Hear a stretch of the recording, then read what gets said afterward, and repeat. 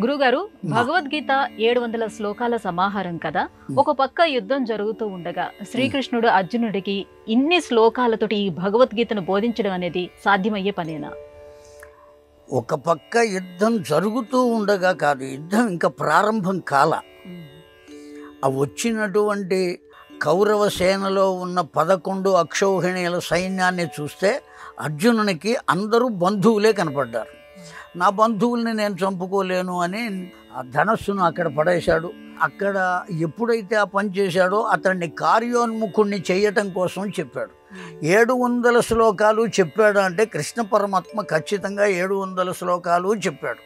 అందులో ఏమాత్రం సందేహం లేదు. ఇవాల్టి రోజున అవధానులు ఉన్నారు.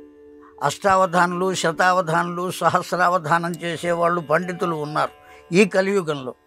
ఈ శతావధానం చేసేవారు, సహస్రావధానం చేసేవారు కూడా ఆ అవధానం అయిపోయిన తర్వాత ఈ 1000 పద్యాలను అప్పచెప్పాలి. అప్పచెబుతున్నారు 1000 పద్యాలు.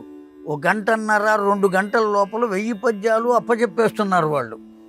సామాన్యమైన మానవుడే 1000 పద్యాలు 1 గంటన్నరలో అప్పచెప్పినప్పుడు 700 శ్లోకాలు కృష్ణ పరమాత్మ చెప్పడంలో పెద్ద ఆశ్చర్యమేమీ లేదు. కనుక ఖచ్చితంగా 700 శ్లోకాలు చెప్పాడు.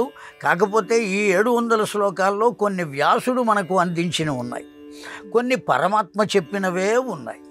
ఆ వ్యాసుడు అందించినటువంటివి తీసివేస్తే మిగతావన్నీ కూడా పరమాత్మ చెప్పినవే. అదీ కాక ఇంకొక రకంగా కూడా పెద్దలు చెబుతూ ఉంటారు. భారతాన్ని రచించినటువంటి ఆయనకు వ్యాసుడు అని పేరు.